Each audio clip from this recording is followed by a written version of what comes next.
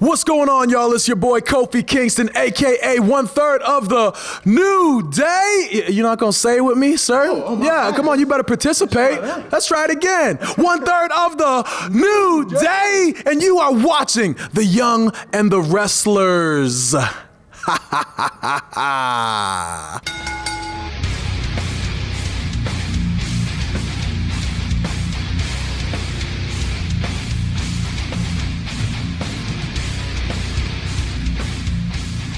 Welcome to The Young and the Wrestlers, the pop culture's wrestling podcast. The show that takes a look at wrestling. We love it. We break it down in all of its parts. Essentially, we mark out. I'm one of your hosts, Ryan Betson, alongside... I have nothing exciting to say because this is so last minute. Yeah. I'm Jem. This show usually comes at you at a Thursday morning at 8 a.m. on your podcast services, 9 a.m. on those YouTubes. If you want to join that wrestling conversation, you can head over to Twitch at twitch.tv/thepopculturist, where you can watch us record this show live. We can jump in the chat and you can become part of the show. If you want to support the show, you can by telling your friends, telling your family about this wrestling podcast. If you're on podcast services, leave a 5-star rating and a written review. If you are on YouTube, sure to like, subscribe, leave a comment below. We endeavor to answer every single comment. If you want to support us financially, you can at patreon.com/thepopculturist, as well as our merchandise store, popculture.com/shop, where you can buy shirts and other assorted shit with our logos on it. Now, Jem, has it been a hot minute or what? It has been a little while. We took a hiatus. We did. What So else can I say? that's pretty much what went down. So we were sitting there and knowing that this show was originally primarily a WWE show. Even though it was the introduction itself, I almost blatted it out. We're not talking about WWE today. It was a circumstance of as sucks. WWE is just straight sucking right now, and the whole premise behind this show, the whole idea behind this show, was that if it's not fun, we're not enjoying it, then it's then we're not delivering on what we wanted to do. For us, we're the show that breaks down the storylines, that really has fun with the characters of wrestling. WWE weren't delivering on that front, period. So that made things a little bit difficult. But in the interim, we did consider switching to an AEW show for a little while, and we're trying to map out how we would do it logistically, because we record on particular days that we are both free, and then obviously releasing the show on a particular day. And it's just because we record on a Wednesday, it goes up on a Thursday. The next episode of Dynamite goes up on a Thursday. And we don't want to start adding more to our recording weekends, because I already record on a weekend and we only have so much time. We were trying to work out the logistics of doing it, ladies and gentlemen, and what day it would go up. So if you're interested, let us know, because AEW is just delivering so much better at the moment. So that's about it. But yes, we had a hiatus. We took some time off. We've come back. Now I think we're going to try WWE again. We've got Money in the Bank on Monday. And then we're now back in front of crowds. Thunderdome era is gone. So it seems like a good time to make that return. Just like I presume other wrestlers will be in the coming weeks. Yeah. Yep. And what a good place to start with Money in the Bank too. It's like a whole fresh start.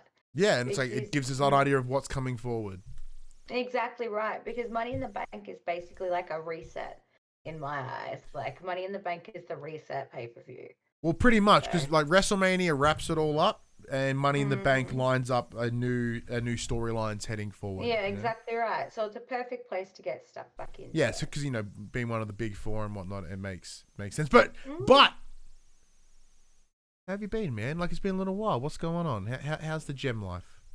Busy, man. Just working lots. I am a mother of a cat now, which is exciting. I live in my own place now. Last time we recorded, you were recording your little nook, so. Yeah. So, around that, not much else. I mean, the most social I've been is going to Deathmatch Downunder this past weekend. Yeah. Which we're doing again this coming weekend, hopefully. Very, very hopefully. Yeah, big time. Yeah, how about yourself, man? How have you been? I've been well. well enough, I guess. It has kind of been this circumstance of just existing in general, really. Like, we're all kind of in this weird COVID hangover. It's, even though it's still around, it's like a lockdown hangover, I guess. And then with this impending doom, it's just going to come back again, which will look like we might get locked down again. Yeah. You know, it's just fucking painful. Work is a thing. You know, other content has been doing, you know, I haven't been streaming games any recently because I just stopped caring. And I couldn't convince myself to sit up and do it. Yeah, it's really got us this time. Yeah, so I was just not feeling the love. I wasn't feeling the motivation, the desire to do it. So I just didn't. And instead, but for the players, the PlayStation show has kept going, which is good, which is great. That's like, it's not for nothing. I love that show so much, as much as I love this show. But you know, you and I both was like, it needs to be fun. Yeah. But in that time period, though, because as you said, we're about to talk about Deathmatch Downunder. We went all the way to Ballarat to see this, which was awesome.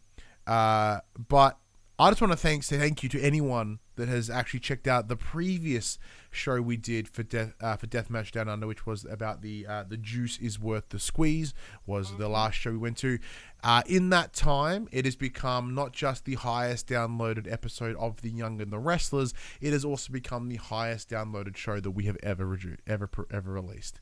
I don't know what it is. I don't know where it's being downloaded from, but it is hitting fucking hard, and it's just constantly getting downloads like every possible day. I don't know whether it's been put somewhere, whether it's been seen somewhere. I don't know where the spread is.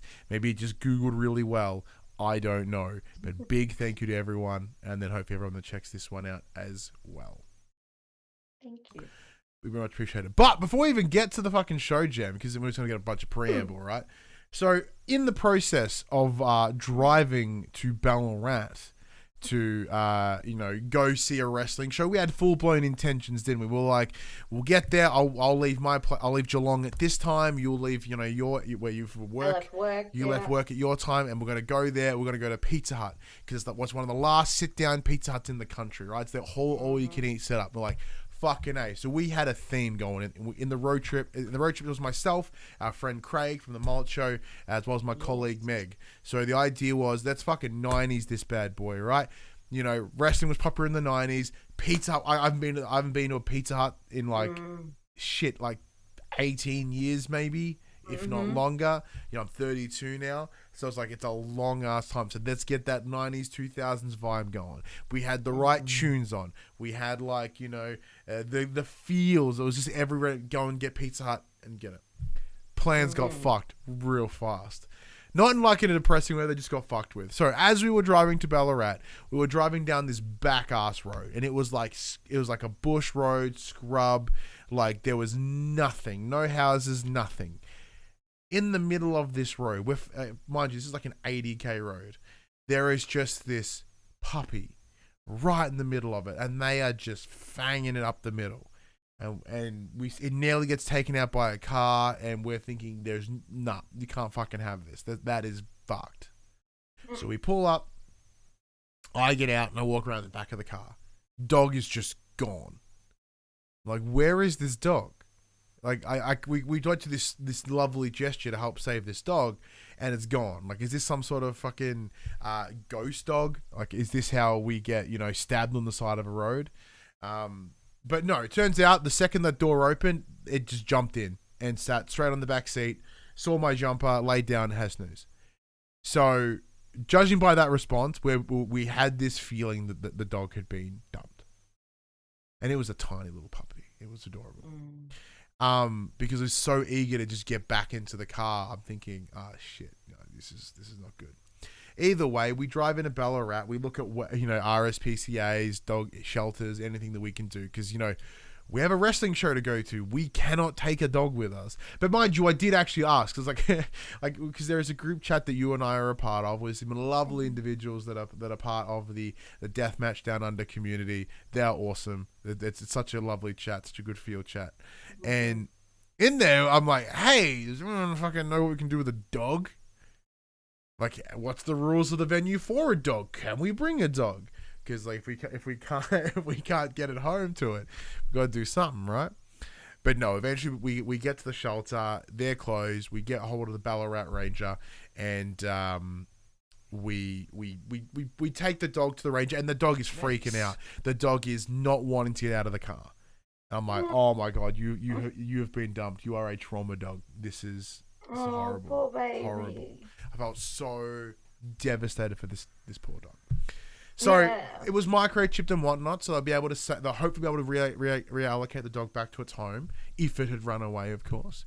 But I also did give them my name. I said, look, if the dog doesn't have a home or they don't want it, you call me and I'll take it.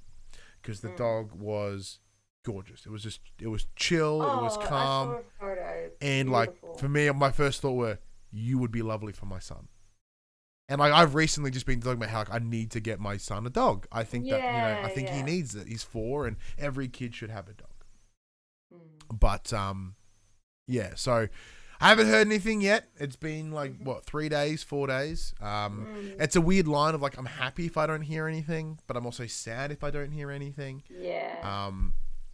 But double-edged sword. Yeah, because hopefully it means they found a home.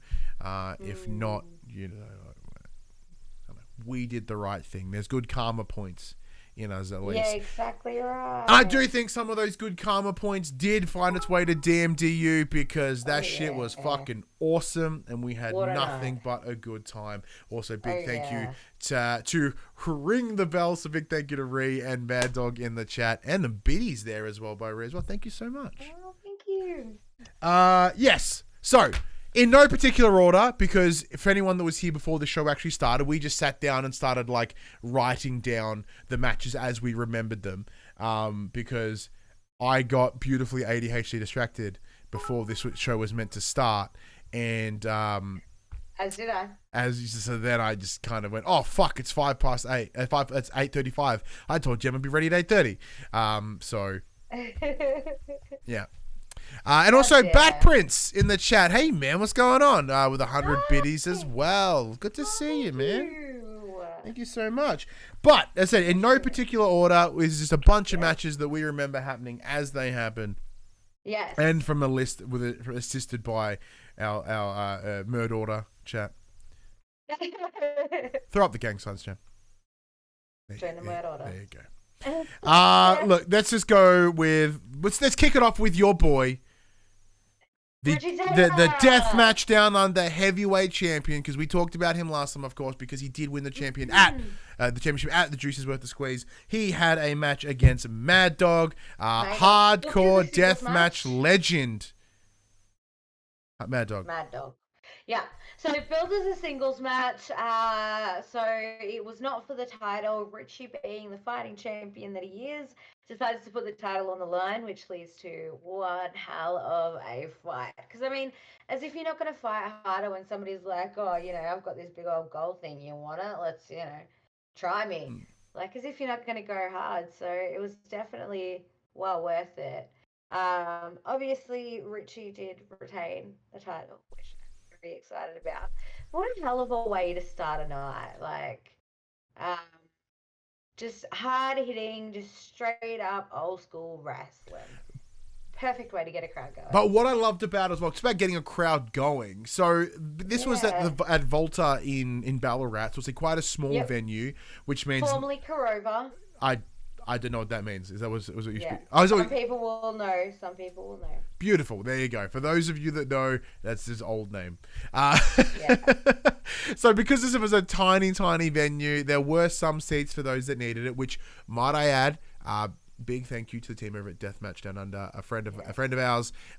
He benefited from some seating, so I reached out and said, hey, can I line up a seat for him, please? And the beautiful team were like, no worries at all, we got you, fam. And then sure enough, it's those small considerations that I really appreciate. It's just even because I sent a message back to saying, look, thank you. Like it's these small things, right? Even something as simple as just helping someone get a seat because they need it. The simplest accessibility, like it's just it just shows how much of a good company they are. Yeah. But yeah, so with that, there's very limited seats for those that needed it, but everyone else was standing, and by standing, it was close ass to the ring. Oh yeah. Which was mad because I had seen matches like these on the indies in from the US and whatnot. I'm thinking that's fucking nuts. How can you get that close? Turns out we can get that close, Jem. Yeah. So we sure can. So watching the whole match up and close, like at the thing, I know you're just punching literally that. on the apron. Oh, we were literally on the apron. On the apron. To the point where I was bashing so hard that I ended up with some pretty tender forearms. Good workout. But it was great. So in true Richie fashion, at some point everything did spill its way outside, which always. Always through the crowd. I absolutely love it. Beautiful. I thought to myself, like, I think I might have turned to you and said it. I can't remember, but I was just like, "Is Richie ever going to keep a match in that?" No, he's not. No, he's not. And credit to Jay. They were like, "Nah, I ain't worrying about the count. Let's just have party with this." Yeah, exactly it. Just you do you, boo. I absolutely love it. Absolutely beautiful.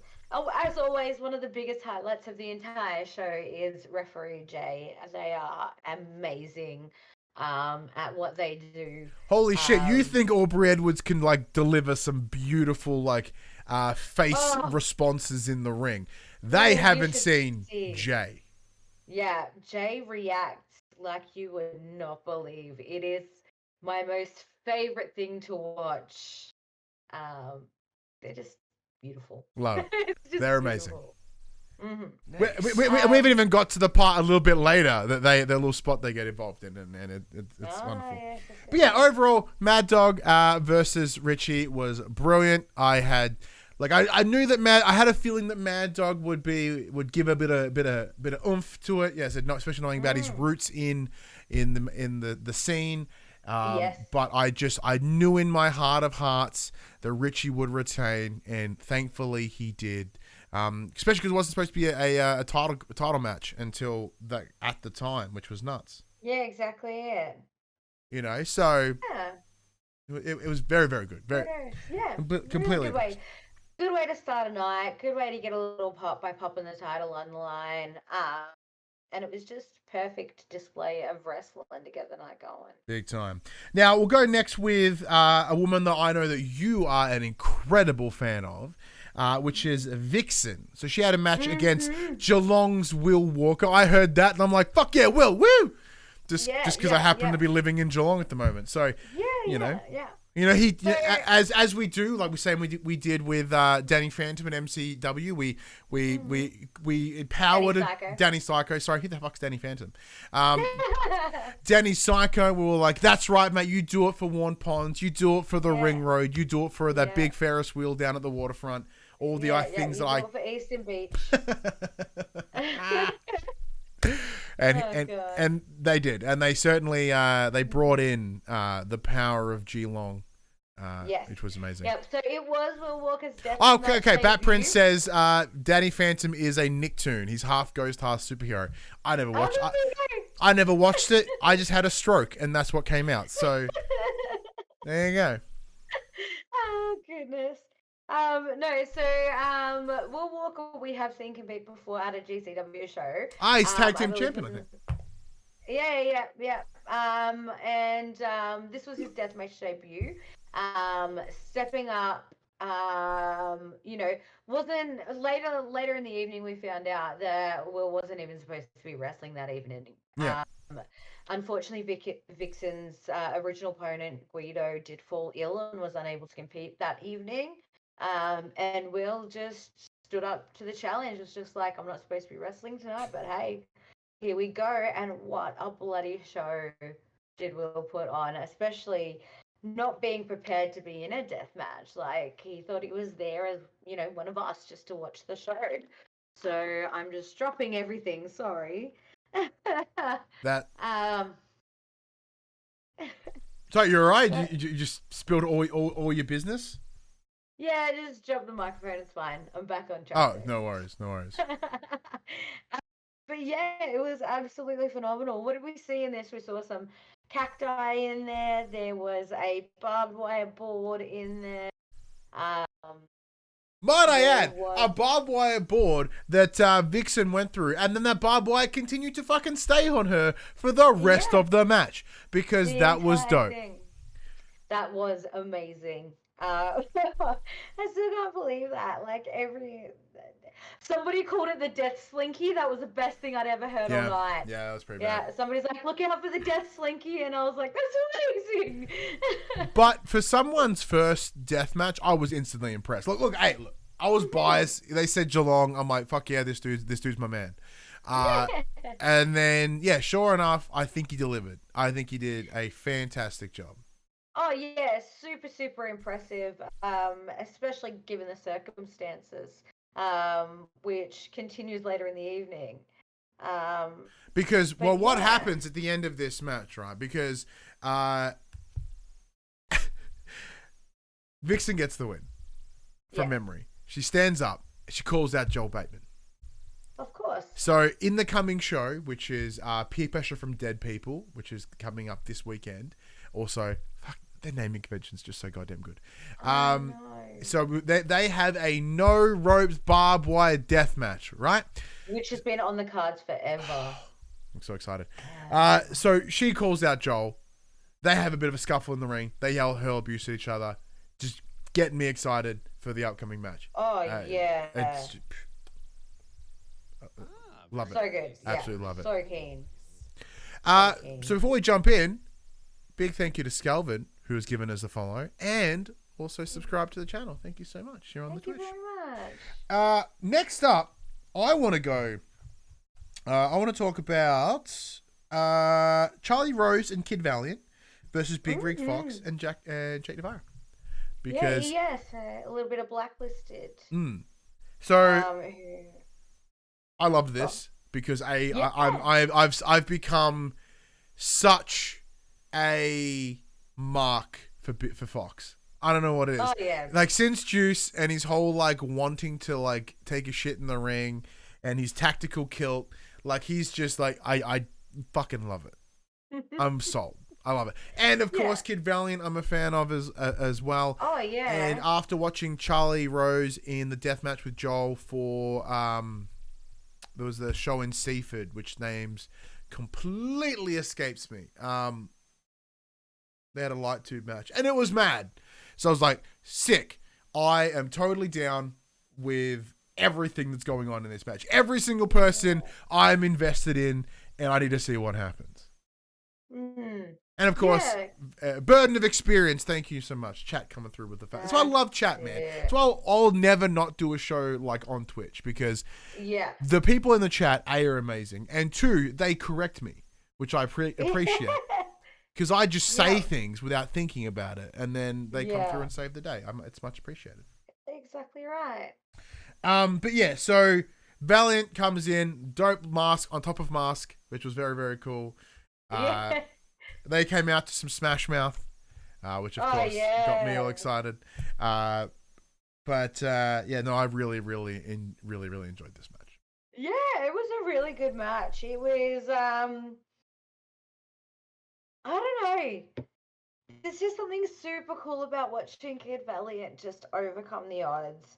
I mean, it ended in a pretty dodgy way, and I'm super mad about it, but typical of Blacklisted, hey. Yeah, so at its core, essentially what happened is Blacklisted just really focused on Valiant, and they just kind of like kicked the shit out of him for the longest time. Charlie came in like a little bit, but they really didn't give her an opportunity.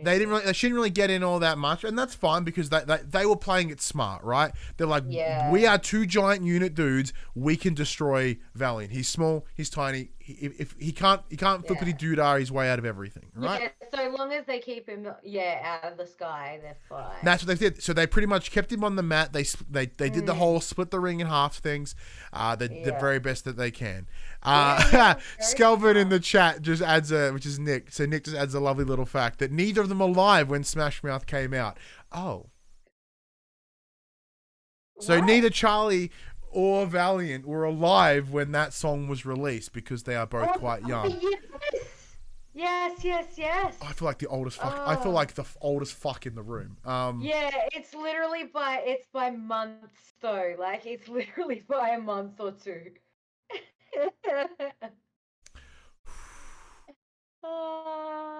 It's so good to see. No, but it's so good to see how such young wrestlers can still have so much damn talent. Yeah. Like compared to Fox, Big Rig Fox and Jake Navarra, I guess in the grand scheme of things, they'd be like a little bit more veterans. They've been at it a little bit longer. So to see those like worlds collide, I think is super cool, and to see them to be able to stand up to one another, I think is super cool as well, because it shows the maturity of Kid Valiant and Charlie Rose, and then still the youth in Big Rig and Jake Navarra. Yeah, no, I literally cannot fault. I can't even add anything to it because like you kind of straight up nailed it, right? But yeah, no, because in terms of like as the chat says, these kids are going to go far, and I think they will. Yeah. They really will. Yeah, hell yeah. But you mentioned that the match ended in a shonky way. Do you want to elaborate? Oh yeah, naughty. So I do believe it was Jake Navarra managed to pull off Kid Valiant's mask, which obviously is a big no. You do not take off a luchador's mask. You do not. It is the utmost sign of disrespect, and that's exactly what was shown. Mask was taken off, obviously, immediately. Valiant's hiding his face. Yeah. And holding the shorts for the 1, 2, 3. Even Jay was appalled at what Jake had done, Jay the referee. Which I do love that, when it comes to calling a match, Jay is entirely unbiased, but still, can still dislike certain people. I think it's beautiful. So, yeah, to make matters worse, so Jake Navarra didn't just demask Valiant, he then proceeded to shove the mask down the front of his shorts. Yes, and then pull the shorts up for the pin. Yeah, no, he down his shorts. So as the pin, he's shoved like he's like the mask down his shorts. Yeah. So just to make matters worse, like not the fact that it's just the disrespect of removing said mask and the disrespect that it now smells like his ball bag. So like it's especially after a ball bag post wrestling match, like that's not nice. Like I don't know what Valiant's gonna do because you can like no matter how much you're gonna wash that. It's not going to be a lovely experience. No, not at all. You may not recover from this. But ultimate sign of respect. But of course, Charlie comes in with the jacket, covers him out, gets him out of the way safely. None the wiser. No one. His dignity and identity still kept secret. Yeah. Ripper match, absolute ripper match. Big fan of that one. What are you feeling next? Yeah. I'm happy for you to go with it. All right. Well, in that case, let's go with how about the woman that's on your shirt? If you can't read, it says dismantle mediocrity. And that is the shirt of one Chanel Phoenix. So she had a tag match with Morta against Hector and Katie Lux from the anti-Deathmatch Party. They came out being like, Deathmatch is poo. And everyone's like, no, you're poo. And then they proceeded to have a match. Yes, exactly right. So, a beautiful display of a tag match. Again, it just seems like the anti-Deathmatch Party of Katie and Hector, they seem to really. Of course, with Mitchell scouting the outside. Yes. Exactly right. Mr. Wrestling, I should say. Yeah, sorry, I don't want to. No disrespect. Yeah. No disrespect. So again, a really good showmanship of tag team efficiency, splitting the ring in half, kept Chanel in the ring for the most of it, super fighting spirit from Chanel and Morta, but we didn't really get to see too much from Morta because of how well that anti-deathmatch party really did cut that ring in half and isolate her. However, when she did get in though, holy fuck. I know, absolutely. Holy like, fuck. demolished, absolutely demolished. What was her name? The Maori Demon or something along those lines? I Remember? cannot remember.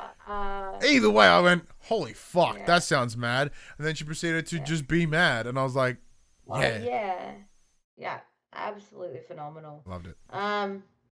Again, this was just another one of those like matches, little things like like unfortunately, like Chanel and Water did lose the match due to interference from Mr. Wrestling.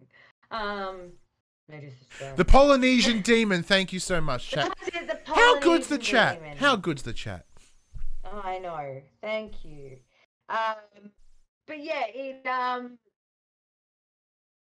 just little things like obviously like at one stage Katie Lux did kick Chanel into the crowd, and being a part of that and being so close to that, like it's really hard to relay what I saw in the match to how it went, because all I remember is just being so overwhelmed with excitement, like fully marking out about how good this was. I was like, oh my god, they're on the floor in front of me, like fully nerding out, having to take a step back whenever somebody hit the ropes, doing like anything just That's to make true. sure I didn't get smacked by a body. I cannot argue. Like a little bit of me, because like I said, we are unapologetically marks here. Period. Like, oh yeah, we love this shit. So like, as they come towards the rope, I'm like, like, Yeah, it's like, yeah, oh, that's yeah. so close. oh yeah.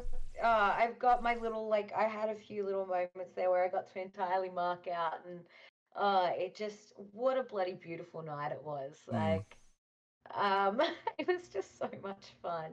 Look, but like to bounce off of what you're saying there as well. Like one thing that in the shittiness that that this whole business has been, not like in terms of the pandemic and whatnot, going to these shows has been the light. It's been the thing I've been looking forward to.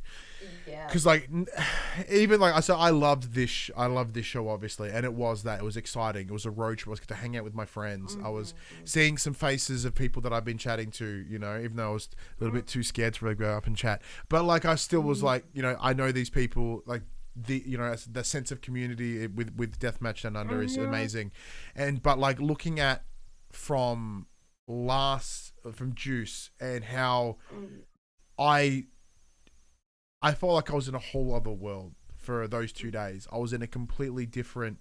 I didn't think about the world outside of it. I didn't think about the troubles. I didn't think about the problems. I just got to go to somewhere and just enjoy myself and I said, like, have that liberation. I guess I can't even think of the right word, but just like that everything came off for a while. I was like, oh yeah. And like I did get to have that here as well, and I will hopefully have that this coming weekend, because I said for me, this is what I look forward to. This is the thing that keeps everything going forward for the week, or at least the next month. You know what I mean? To go and do these cool little adventures and have fun. But one thing that I was like, oh, why did I agree to watch this? Was Callan Butcher versus York in the dog collar match. The reason I say that, because it wasn't just a dog collar match. There's fucking skewers and shit coming out everywhere, because York comes in holding like, 3 barbecues worth of skewers. I'm thinking, that's not good. And then Callan walks out with another 3 barbecues worth of skewers. I'm like, that's also not good. And then he had him in these ass pockets as well in his jeans. Yeah. Yeah, which is another at least 2 barbecues full. Yeah, like there was barbecues galore. That was bad. I'm so sorry. Hey. But of course, That's a very skewed view. Hey. Fuck, well done. Yep. No, chat says get out. Yeah, that's fair. That's valid. Okay, but we're going. Bye. But no, if the dog collar match wasn't enough, because there were like, people getting choked out and stuff, but people getting whipped with it, and I'm like, that's fucking. And it was a heavy fucking chain. Yeah, it was actually great. So when they brought it in the ring and they chunk, oh no. Yeah. Oh no. Yeah, all I thought was ow. That's gonna suck. Yeah. Especially because I'd recently watched a Ring of Honor one, and I was like, "Oh, this is horrible." And then, oh yeah. So of course everyone's getting yanked across the ring. Someone tries to get up, like get down, which I loved. It's the whole beautifulness of a dog collar match. But yeah, of course, then at some point they're like, you will prepare to get punctured, because we just started seeing like entire packets of skewers getting munged into a shoulder. Oh yeah. It's like Kellen had a And photo. then, he had like there was a mohawk going on. Mad Dog had a full a Homer Simpson York, one hair. York had like a big, a cockatoo one. Yeah. It was nuts. And they were bashing each other with them as well, which was like so painful. And the thing that blew me away is like, they get punctured in the face. They come out, they spray out as they do, and they just kept going. Like it's just this constant pointy thing in your face. Yeah. And then to make matters worse, at some point York gets Callan on the match, just starts shoving them on the inside of his cheek. Oh yeah, I don't. I'm like, this part is owies at the best of times. You know that time when you might accidentally bite the side of your cheek and how much that fucking sucks? Imagine just getting get shanked in the jaw. Yeah, oh no. Dude's crazy.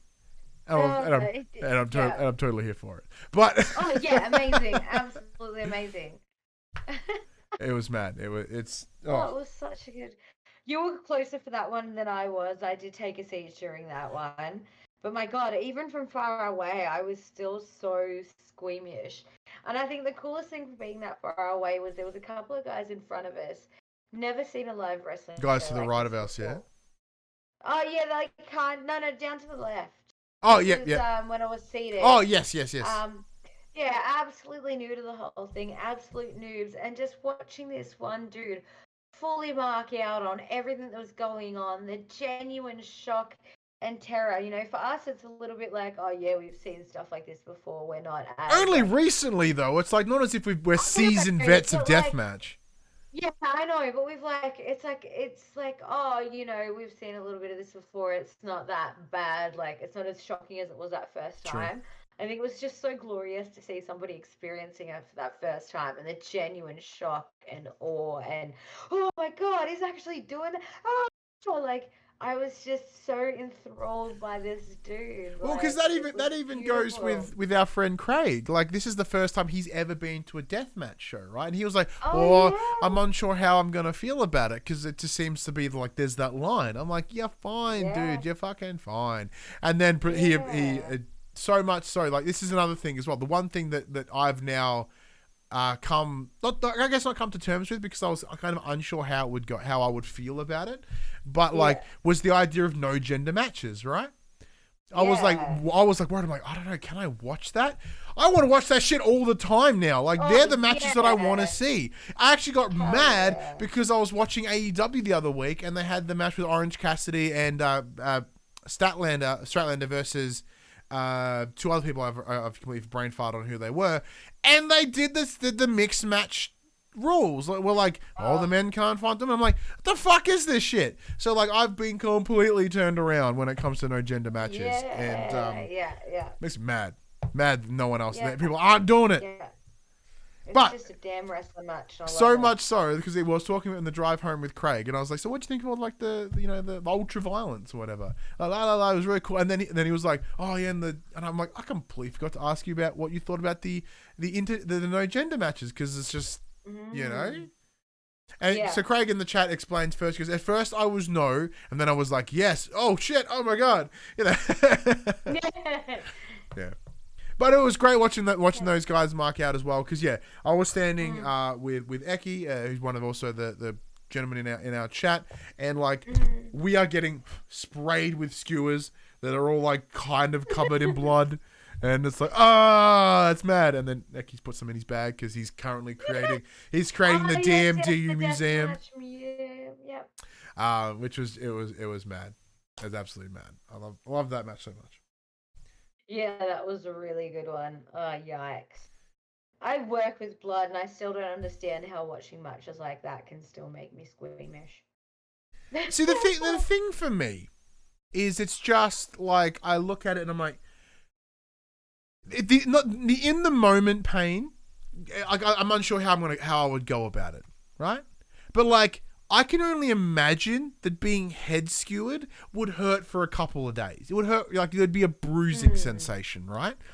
Yeah, easily. You know what I mean? Because I said right now, One hell of a headache. yeah, for those who don't know, like the table that we used to have in this room was just a bunch of bullshit chipboard with legs on it. I now have a nice sturdy table in here, and the conversation was, well, I have a table that if I remove the support beam that I installed because it's just a shelf with legs, it would break in an instant. So I'm going to take a bump through that table, and I think that'll be a good, like, how maybe painful or not painful going through a table is. I think hitting the ground's going to be a lot harder. But, like, when you look at the likes of Deathmatch, it just hurts everywhere. Yeah. And, like, I guess the idea is it's everything to hurt, but I'm like, Yeah. Could I do it? Could you do it, Jem? Do you reckon you could take a skewer? Don't think I could take a skewer. I could fall on a cactus, but I'm not too sure about the skewers. Skewers could be the line. Yeah, I think so. Saying that though, I was chatting. One of the first things that Jay said to us when they were chatting with us, they said they're like, I want to put skewers in your head, Ryan. And I think it's because I got the spiky hair. Would kind of work with the spiky hair, I guess. So I understand where they were coming from. Yeah. I'm down with it. Understandable. I say that it's gonna fucking hurt, but look. Yeah. Hey, you don't know unless you try, right? Exactly my point. I think for the novelty alone, it'll just be funny. Emma in the chat, you've just got a skewerable head. I suppose I do have a kebab head. I can't argue that. It's a big old head, and it would look funny with things hanging out of it. So I understand that. I do understand that.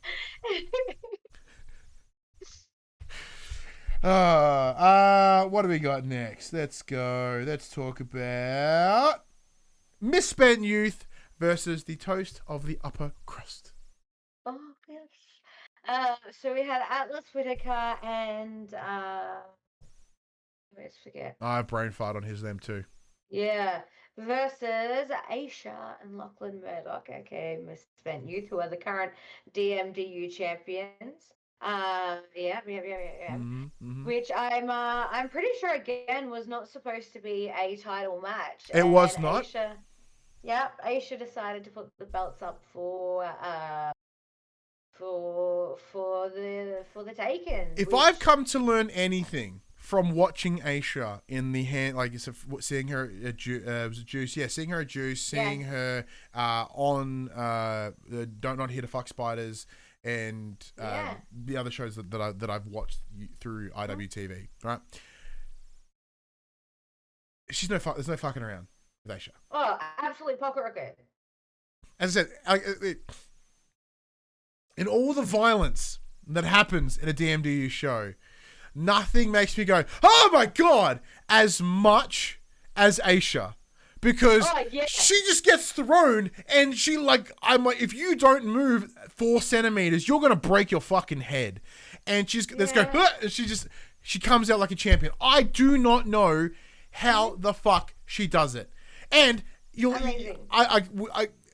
will see, because Emma brings up in the chat, her kicks to the back are powerful as fuck. Because Emma is the videographer. So where we were standing across the camera.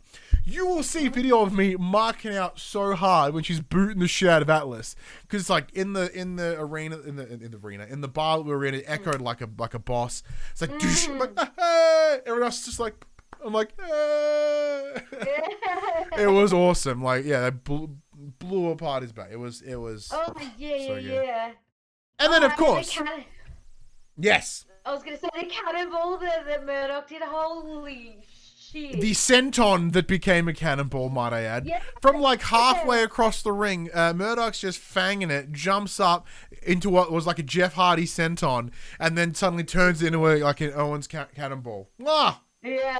Oh yeah. It was insane. Like I absolutely impressed every time I see Misspent Youth. And the fact that they defended those titles beautifully. Like absolutely wild. Like I'm pretty sure there was a few times there I thought Aisha was dead, but she still managed to Yeah, take it no, in that's there. a lot of my response. Like, I Yeah, think she's dead. yeah, It's just there's yeah, no other way no, this can but she was go. very much alive and kicking. So Yes. what an absolute phenomenon. And of course, Oh, Atlas so Whitaker good. and the other gentleman who I'm so sorry if you I ever watched this. I don't remember your know. name, but I loved your beekeeper outfit. I spotted you like earlier on in the night. I was Oh, like, fuck yes. Uh, yeah, and then Atlas, of course, coming off the back of his match with Joel as well for his first ever death match. Yes, yes, yes. He did have a big old death So I'm a match. big fan of him as well. Watching that match, I was instantly sold. Just the way Yeah. he presented himself Yeah. in the death match. We And did see him at JCW as well, we which did. was That's yeah, yeah. before we knew. Which yeah, Yeah, before we knew of DMDU, and before the death match, which obviously. yeah Yeah. is where I first got a spotlight of him, and I was very interested. I He just was loved his quite fucking promo with his voice and his jacket, and I was like, "This I is mad." know. Yeah, very, very, coming back to wrestling after his unsuccessful audition with Hamilton the musical.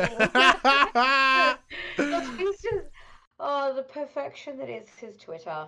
Ah, beautiful. If you don't follow Atlas Whitaker on Twitter, follow Atlas Whitaker on Twitter. Like, he is amazing. He is. He is absolute champion. But of course, Um, misspent youth retain.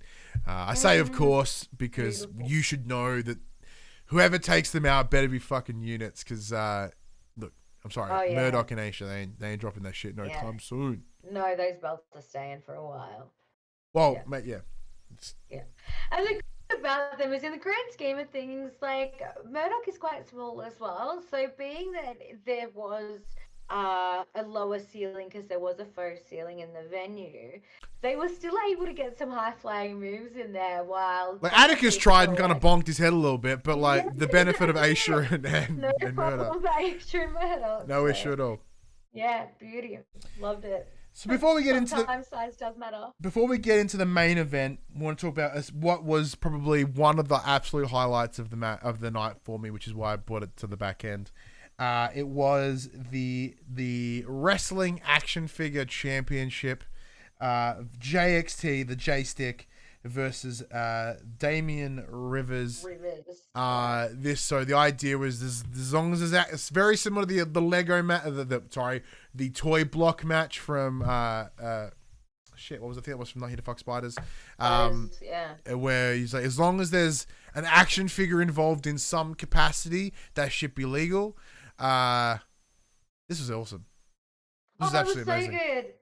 Because like when I first saw the promo videos for it and the back and forth between the J Stick and Damian Rivers, and it was just so funny to see like the fact that like it's gone as far as J Stick made a belt and everything. The old big gold belt which- too, which made it even better. Oh, yeah, the big old heavyweight, the original heavyweight title. I think the best thing about it is like they come out in gold bags. One of them did have SmackDown on it, which I thought was beautiful. Damian Rivers, that definitely was a little bit of a tick in your direction for that one. But this was a death match as well. So one thing I do love is JXT is a man of his word. And he did give it the good old leg drop with the Hulk Hogan under his thigh, which I thought was beautiful. There's an amazing shot of it up on the social medias for Deathmatch Downunder, so definitely look it up. But what made me laugh is because there was like, the Coles bag thing. There weren't just figurines. There was like the rings. So there was the toy rings that you can get as well, and that like the rings were designed to break, which I love. But if anything, that made it even better. So when they got pelted in the head, it just fucking blew apart because that's what it was designed to do. It was absolutely love it. And for some reason, there was a little handcrafted Money in the Bank briefcase, which was given to Jay somehow, which Jay protected beautifully. And someone tried to cash in. Everybody was chanting for Jay to cash in, but it didn't happen, unfortunately. Oh my god. I think the best part about it was, because they were called shopping bags, obviously somebody forgot to empty their groceries because somehow Glad Wrap got involved and AXT ended up looking like the Joker. So, yeah, somehow Damien got a hold of some Glad wrap and just ripped JXT open. But in saying that, JXT had his cans of White Claw, which he ripped open to rip open Damien Rivers. Mm. So, what I like, they were just blowing shit out of nowhere. That I was like, oh my god, I didn't even think you could use that. And then out of nowhere, I think it was York just comes wandering through with like 9 light tubes duct taped and then action figures duct taped around it. Yeah, he's like, get the tubes. And then they push in these like concoction of light tubes and wrestlers.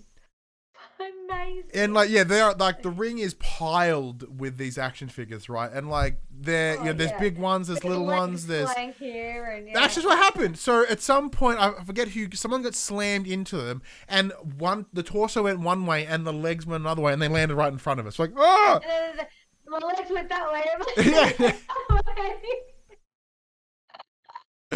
It was nuts. It was absolutely nuts. It was like a figurine.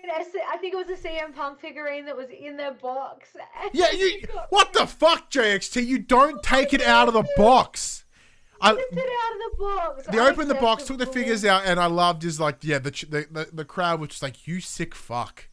Like, that's the line, dude. That's the line. You don't open a collector's edition.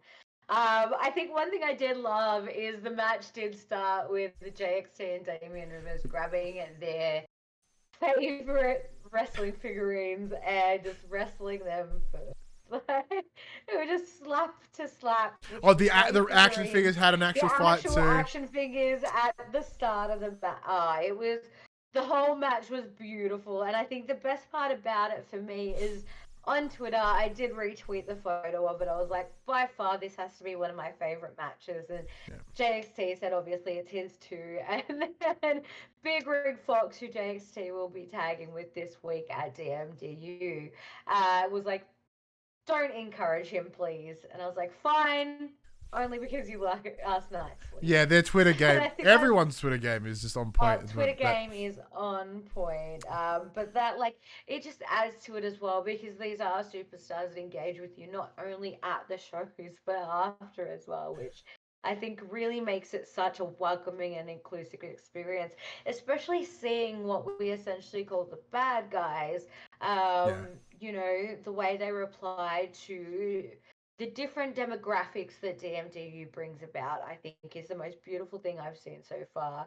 And that, like, a huge shout out to, I believe it was Big Rick Fox for that. Absolutely beautiful. Just, I have to give props for just one of that tweets that he sent out. Just perfect. Yeah, but to add to that, like, in terms of this whole match in general, what I like personally, I love silly. Like, wrestling to me is silly, and that is why I love it. Like, I love that it can tell good stories, it can tell great stories, but I also love that it's fucking dumb. And that's the big connector for me. So this was a perfect example of why I love wrestling, right? Because it's unapologetically silly. And I have found so far, in terms of these stupidly themed matches, are what I'm completely here for. You know what I mean? Like, it's just knowing that it's gonna be, I'm expecting something dumb, and I love it. I absolutely love it. I cannot praise it. And of course, during that, like, their commitment to the bit. Oh yeah, was beautiful. It's like, we know it's dumb, but we ain't fucking with it. Like, this is it. Like, this is what we're going with. Exactly it. Yeah. That was beautiful about it. Because it's like, what I like, one thing of the things that I'm like super sick of when it comes to wrestling fandom in general is that no one is willing to admit that it's silly. Like, you go on Twitter, you go on Reddit, everyone is analyzing it like it's the fucking be all and end all. And as Em says in the chat, like, it's entertainment. Yeah, I love the DMDU. We don't always take ourselves seriously, and that's important. Like, to me, that's fucking brilliant, right? Because that's like, and that's part of it. Like, wrestling itself is. Yeah, I don't know. I'm just repeating myself here, but when I look at the internet and I see everyone getting all uppity about like all the bullshit, it's just I just, You know what I mean? Yeah, and that's why, like, while everybody was poo-pooing the Alexa Bliss stuff, I was all for it. 'Cause Yeah, like, this is the cheesy shit that I remember. exactly. And the same as the whole Rusev, Lana, Lashley thing. Everyone's like, this is dumb. Like, this is dope. This is exactly Yeah, soap opera. Like, this is the stuff that I exactly love. right. Yeah. You know what I mean? And of course, Mad Dog in the chat with TCW and Teddy. Like that's that same level of silly. And it's beautiful. The whole idea behind Mad Dog's TCW is fucking silly. And I love it. Yeah, exactly right. Exactly right. Love it. Just there to have fun, and that's what I love about it. Absolutely beautiful. But where are we at? we are at main event time, I believe. We are. We did. We are. will mention before we get to it. We did see a little bit of a dark match, which I thought was super cool. It was James Bolton versus Bushnan. I don't know how to pronounce that name. I'm terrible at Look, names. I'll admit we arrived when this match was going on, so I didn't still give it all think my it's love. awesome because it's one of those things that it is leading into DMDU this week. It was a little bit of a showcase of a tag team match of BDE and another tag team. I'm horrible with names right now, but it was like a little prelude to that, which I think is perfect storytelling. It's just like a little bit of like, this is what you're in for, which I think was really nice as well. But yeah, I think, and that's really fun to walk into as well, is when you walk in on, a match going on and stuff like that, it really sort of starts to set the vibe for the night. Well, because I loved walking down the alley to get into the bar, and we'd see this, I'm like, yeah, I know what that noise means. That means someone's getting thrown into the, it's just like, yeah, that got me excited. Because I'm a giant dork, so I'm okay with it. Yeah, lots of fun. But of course, main event time. So this was a Ballarat brawl match. So the idea is that in each corner there was something fucked up. There was, in one corner, there was a door covered in light tubes. The other corner, there was styrofoam full of razor blades. The other corner was more foam board with 3 saws hanging off it, pointy side out, and then 6 cinder blocks in the other corner. Yeah. And I'm looking at this, and oddly enough, I'm looking at the cinder blocks going, ow! The other things apparently I'm okay with, but the cinder blocks were the line for me. I'm like, the fuck? That seems... That's too many. That's too many! But, yeah, so... Don't forget the entire box of light tubes that ended up showing us. Yeah, just a box of them, which was fucked. But, so it was... so it was Joel Bateman, versus Crusher, Ballarat local. So he was invested. He was ready to fucking party. Yeah. Things did take a turn for the worse, however. Before the match really even got underway, there was a setup of a spot in the middle where there were the cinder blocks and then tubes lined across it. It essentially ended with... so either way, I believe... Joel kind of was through Crusher onto the blocks with the bars across it. As he's landed on his forearms and his knees, he's janked his knee somehow, and we are talking bad. Like he was looking shit. So couldn't stand it was nuts. So credit to everyone involved. So this very quickly became he's legit hurt. So quick, yeah. So he did his sciatic nerve, says Emma. So that's fucked. That hurts. So just the way he's landed, it shot him. So the call was made then and there. They threw up the X, and that was it. That was Dunsky's, and he was heartbroken. You could see he didn't want to call the match. He was committed, but everyone was there. Everyone was like, "Nah, dude, this will happen again. Don't you worry about it. Your health is the most important." Yeah, Joel was on the microphone, don't be a fuckhead. Gary, go get help. We need to do this another time. We can figure something else out. Your health and safety comes first. will respect you much more if you get the fuck out of this ring right now, Yeah. basically. And, he left to a standing ovation of everybody. Yeah. Like, we were so proud of him for putting his health first. Yeah. Because it's a big thing to do, especially being an entertainer and not being able to go ahead with, not being able to do your job as Yeah. somebody who's going through mental health shit. And some days literally can't do my job. I understand how that feels in a way. Yeah. Um, so, to be sent off that way, I think was absolutely beautiful to know that we care and we look forward to seeing this again later on.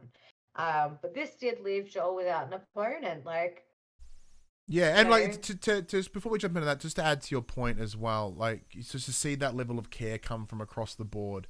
So where we were standing ringside,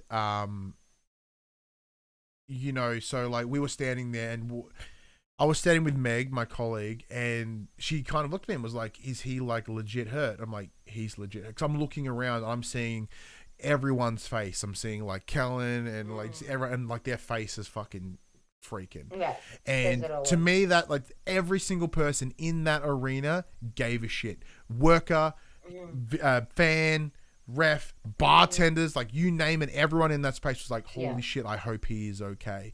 And I love that, just because like everyone like as you said, the crowd got behind him. Were like, "Nah, dude, that's cool. You still rock. You're just not right now." Yeah, exactly right. You Which I know, think so is like he beautiful. did take some convincing because he was hot, right? Like like Oh yeah. I can only estimate the way that he was feeling. You know what I'm saying? Like because his hometown, which is the big one, and like he would have that fear, that feeling of guilt and shame, and that he's let down everyone. But I don't know. Look, Crusher, if for any reason you happen to stumble across this, also thank you. But dude, I'm still keen to see that match. Whenever it happens again, I want to see that match. Yeah. And I want to see you win it. I want to see Joel in it. And I want to see you do it with the best way you can. Yeah. 110%. So don't think that like, oh shit, that's done and dusted. Nah, dude. If anything, it makes me go, oh fuck, now I need to see when they do it again. Yeah. All right? Exactly right. So yeah. Exactly right. Yeah. And yeah, much respect for you to like, it took you a minute because I said I understand emotions were hot. But you made the right call, dude. 100%. Yeah. So then Joel grabs the mic, as you said, and he just calls out Valiant. So, hey, Valiant, you always want a death match, let's party. And I said, I'm thinking, oh my God, no way. And then it goes quiet. Yeah. It goes quiet for a little while. I presume Valiant was off getting dressed. We didn't go what was happening. Yeah. And then Will steps up. Already had a death match, might I add. Yeah. Yeah. Unfortunately, yeah. I don't know if it was just like an adrenaline thing or if Will was seeking redemption for a loss earlier that night, but again, somebody who wasn't supposed to be wrestling at all stepped up for their second death match. He was clerksing of it. He the wasn't supposed to evening be there today. against the smash hit, the king of death matches, if you will, Joel Bateman. What I was in shock and awe and immediately rooting for Will to go through this. Like, what a hell of a thing to step up and do. It was bonkers, and like because I loved it. Because you said Joel was hot as fuck, like he was ready to party, and, like and Will was just that same level of eager and keen, and not just a situation of being keen for the match, but like he's surrounded by like deathmatch people, and for him it was to prove himself, right? Like it was that step up moment, and to watch them just go absolute hard on what would be an entirely audible match, like fucking like holy shit, was I absolutely blown away. Like just holy shit, insane. And it's have to just have to go like from nothing to like 100 really damn quickly was friggin' awesome to watch. Especially because in the grand scheme of things, like Will is a tall, thin, a slender dude, real fast moving. Joel is a bigger, sort of more hard hitting, lots of heavy offense looking kind of guy. So it was that sort of like opposites attract kind of match as well, which I think was a beautiful display. And what, like, again, like, it just ended with the most beautiful standing ovation. I think it was absolutely beautiful, as tradition, to watch Joel and Will smash the tubes over their heads before Joel left the ring for Will. I'm pretty sure I got teary at some point because that Hell was of a just, oh yeah, it was just the most beautiful. The match itself was just a beautiful story put together so quickly. It was just that, that underdog story, just, right time, right place, I yeah. guess. It just happened so quickly and unfolded. And like to add to that, like Will took the L here again. But Hmm. like what you got against Joel, dude? Like what do you expect? I'm sorry, but you're gonna And yeah, you and held it your doesn't matter so about much making up so because that look like how strong Will looks. he got dropped. And then he kind of did the whole mankind like little kick at the end, like even though like Yeah. the 3 count 1 2 3, so there's still a little Yeah. bit, and then he gets up and does like the whole like the drunk boxer thing, like Yeah. he Yeah. ain't fucking around, like holy shit. And Yeah. and No, he even like kind of accidentally scalped Joel a little bit on the tubes. oh my gosh. I know. He absolutely hammered whatever he hammered into Joel's head and then tore it out. And I was just like, up. And there goes his 5G. Yeah, that's yeah. Like Joel now has access to a toupee by accident. Like it was, it's fucked. Oh, it was absolutely vicious, but my God, what a hell of a match. And what a hell of a way to end as well. Again, to a standing ovation of a crowd that was just utterly impressed for somebody who wasn't supposed to wrestle that night. Mm. To step up to 2 death matches was just amazing. Now coming up after peer pressure from dead people is Dream, which is the death match tournament. Yeah, People were rules everything around me. That's right. So we were there. You know, people were chanting, "Get him in the tournament! Get him in the tournament!" Oh yeah, Will for Dream, Will for Dream. Do you think we will see Will appearing? Like, do you think maybe they're like, "Oh shit, maybe we have to get you in this bad boy"? I'd love it. I would absolutely love it. I think it'd be stupid not to at this point now. I mean, look where he is.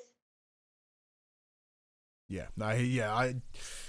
I don't know about you, but if you can go in and take 2 death matches in one night, like you're all right. You can survive exactly right. You could survive a tournament, my friend.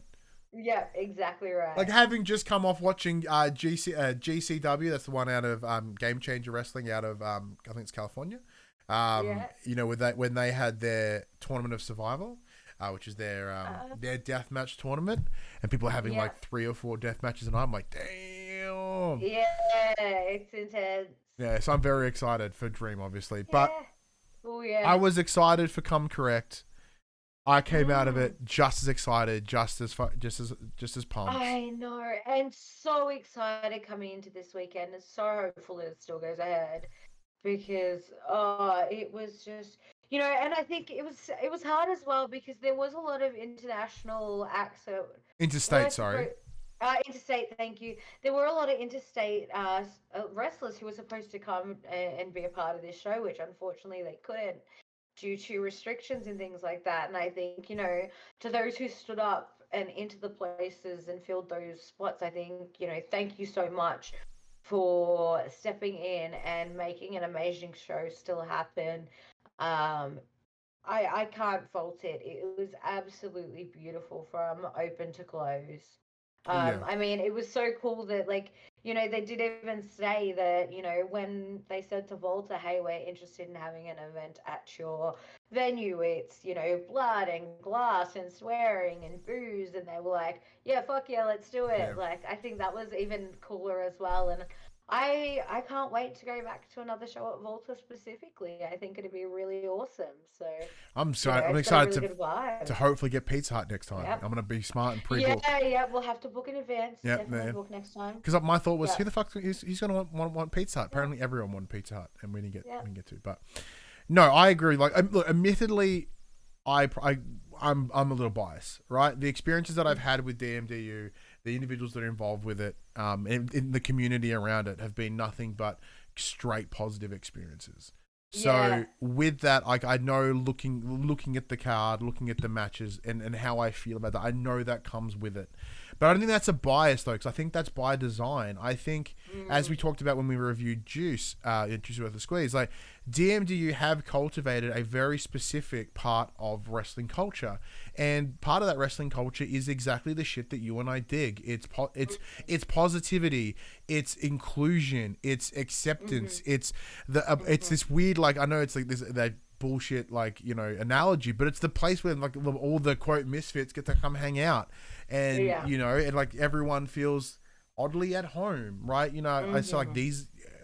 I talked about it when I made tweets about Juice, was like, these are my people, and I feel that, like, truly. That's not me just saying that because I now know, like, I didn't know anyone when I said that beforehand, but it's just like the space that it delivers, whether it be at Swanson Street, you know, at the Arrow in Swanson Street, or whether that be out here, you know, out in Ballarat, or whether that be at you know, the Ukrainian Hall, come this weekend. Like, that energy goes with them, and the people that are there get it, they understand it, and it is unmatched from all the wrestling experiences that I've had, and they continue to be amazing. And this was an extension of that. And, like, as I said, with this being a smaller venue, being up close to the ring, like, it has all these levels of intimacy that I've not experienced at wrestling before.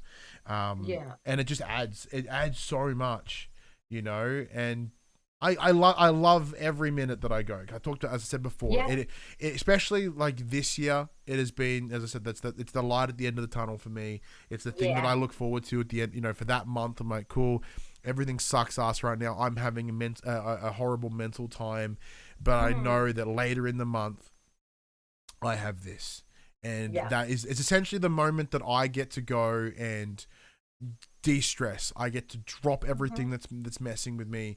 And it's just, I get to have complete cool adrenaline experience, and I look for that, I crave for that, and I need to. I just want to thank them for making that possible, you know. And I love it. I absolutely love it. And so the point I'm saying is the show was really good, but I'm biased, so there's that.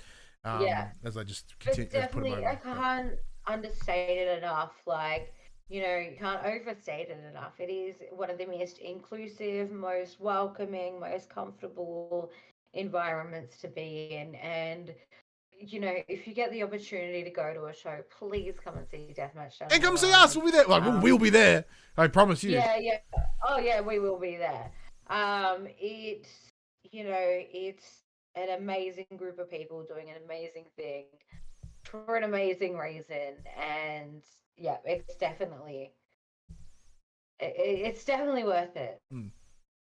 As I said, like, we did like a collective, like, 3-hour something round trip in order to get.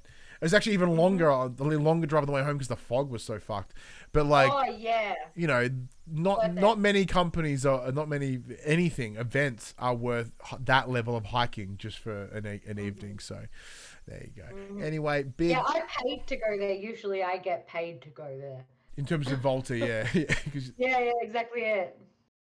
So big thank you to everyone for checking out the show. It's good to be back, Jem. It's been a long time. We will hopefully return next week for Money in the Bank, as well as the return of WWE in front of crowds. We'll return to our regular WWE programming. However, if WWE still trash after 2 weeks, we will really double down and make an AEW show. Because that's the fun part. But yeah, big thank you to everyone. Big thank you to everyone in the chat. Big thank you to Skelvin for the subscription and the follow. Bat Prince for the biddies. Ree for the biddies as well. And also Ree and M for the follow too. Thank you so much. You helped us cross the line. We are now over 400 followers here on Twitch. Thank you for getting us across that line. I did my hair PopC purple just for the occasion. That's right. Jem knew it was coming. She's felt it in. I totally did. It wasn't just I went to the hairdresser like, I don't know, let's do this. All intentional. Well, this show normally comes at you at a Thursday morning at 8 a.m. on your podcast services, 9 a.m. on those YouTubes. If you want to join that wrestling conversation, you can by heading over to Facebook, Discord, Twitter. Discord, all those links are in the down below area. Jem and my Twitter handles are under our faces. Come and bullshit with us on the Twitters. If you want to join the conversation as it happens, head over to twitch.tv/popculture where you can jump in the chat and become part of the show. If you want to support the show, you can by telling your friends, telling your family about this wrestling conversation. If you want to if you're watching us on podcast services, you be sure to give us a like. Be sure to give us a 5-star rating and a written review. If you are on YouTube, be sure to like, subscribe, leave a comment below. I endeavor to answer every single comment. And if you want to support us financially, you can patreon.com/thepopcultures where you can buy shirts and other assorted shit with our logos on it.